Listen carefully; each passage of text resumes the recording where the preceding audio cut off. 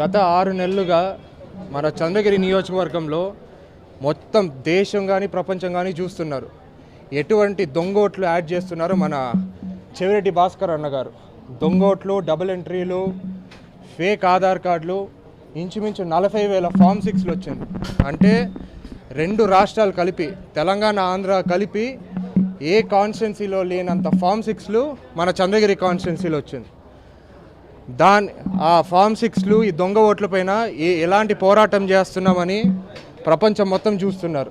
నేను కానీ, మా నాన్నగారు కానీ, మా అమ్మగారు కానీ ఎలాంటి పోరాటం చేస్తున్నారో దొంగ ఓట్లపైన మీరందరూ గమనిస్తున్నారు. అయినా కానీ మన అధికారుల నుంచి ఎలాంటి స్పందన లేకపోతే ఈరోజు మన నాయకుడు పులివర్తి నాని గారు నిరసనకి కూర్చొని ఆర్టీఓ ఆఫీస్ ముందు హంగర్ స్ట్రైక్కి కూర్చోవడం జరిగింది. ఆయన శాంతియుతంగా హంగర్ స్ట్రైక్ చేసేదానికి కూర్చున్నారు. ఎలాంటి డిస్టర్బెన్స్ క్రియేట్ చేయలే, ఎలాంటి లా అండ్ ఆర్డర్ ప్రాబ్లం ఏం క్రియేట్ చేయలేదు.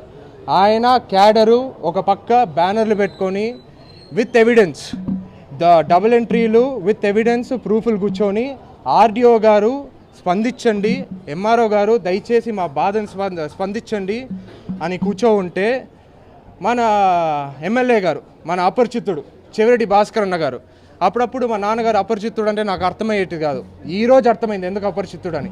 ఎందుకంటే మేము ఒక పక్క మా పార్టీకి మేము నిరసన తెలుపుతూ ఉంటే without causing any law and order problem మా పార్టీకి మేము ఉంటే, ఈయన వాళ్ళ వైసీపీ క్యాడర్ని ఒక పక్కగా పంపించింది. మేము ఇక్కడ నిరసన ఉంటే వాళ్ళ పక్క వచ్చారు. ఒక 100 మీటర్లు కూడా కాదు, 50 మీటర్ల దూరంలో వాళ్ళు ఒక టెంట్ వేసుకున్నారు. ఎందుకు? కేవలం లా అండ్ ఆర్డర్ ప్రాబ్లం క్రియేట్ చేసేదానికి పంపించారు. Okay, law and order problem create చేసి ఉండేది ఆయనే, మళ్ళీ పోలీసులను పంపించుండేది ఆయనే. ఇందుకే కదండి మిమ్మల్ని అపరిచితుడు అనేది. ఇంకో 2.5 నెలలు చెవిరెడ్డి భాస్కర్ అన్న మీకు, మీ కొడుక్కి సూటిగా చెప్తున్నా, 2.5 months ఏం చేయాలో చేయండి. మీ నీచ రాజకీయాలు ఇంకా ఆపుకోలే, ఇంకా మారలే, మీ బుద్ధి మారలే, ఇంకా ఇలాంటి నీచము చీప్ రాజకీయాలు చేయాల్సిందే అంటే చేయండి. మేము దేనికైనా దిగజారేదానికి రెడీ, ఎంత పోరాటం చేసేదానికైనా రెడీ. 2.5 months తర్వాత బుద్ధి చెప్తాం. ఎందుకంటే మీరు మీ క్యాడర్ని, మేము శాంతియుతంగా ఒక పక్కన కూర్చుంటే మీ క్యాడర్ని పంపించినారు. Law and order disturbance create చేసేకి చూశారు. పోలీసుల్ని మీరే పంపించారు. ఎంతుంటే మేము సైలెంట్గా కూర్చుంటే పోలీసులు కూడా మా క్యాడర్ని మ్యాన్ హ్యాండిల్ చేశారు, మా నాన్నగారిని మ్యాన్ హ్యాండిల్ చేశారు. ఆయన కెరోసిన్ పోసుకుంటే కూడా మీరు మ్యాన్ హ్యాండిల్ చేశారు. ఇప్పుడు ఇంకోటి చెప్తున్నా, ఆ మ్యాన్ హ్యాండిలింగ్ డిస్టర్బెన్స్లోనే కెరోసిన్ కూడా ఆయన కంట్లో పడడం జరిగింది, కొంచెము శరీరం పైన మొత్తం పడడం జరిగింది. ఇప్పుడు లోపల డాక్టర్స్ చూస్తున్నారు, పరీక్షిస్తున్నారు. ఇంకా ఒక 1 hour అయినాక చెప్తాం, ఇంకా టెస్టులు ఉన్నాయి చెప్తామంటున్నారు. ఇది అయినాక ఇంకో హాస్పిటల్కి వెళ్ళాలో లేదో కూడా తెలియదు.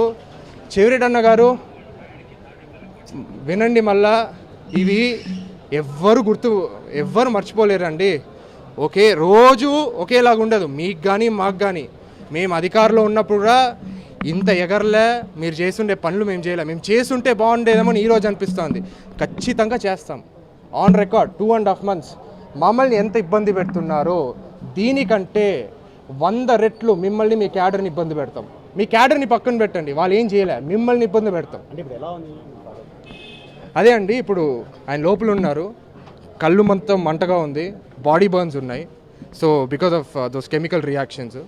సో డాక్టర్స్ ఒక 1/2 hour అని చెప్పారు. 1/2 hour తర్వాత ఇంకో టెస్ట్లు ఉన్నాయి. Vitals are fine, BP, sugars are fine, heart rate fine. మిగతా చెక్ చేస్తున్నారు. ఆయన పడుకున్నారు, ఆయనకి కొంచెము డిజీనెస్ వచ్చి అన్కాన్షియస్గా ఉన్నారు. సో సెలైన్ ఎక్కిస్తున్నారు ప్రస్తుతానికి. ఒక 1/2 hour అయినా చెప్తామంటున్నారు.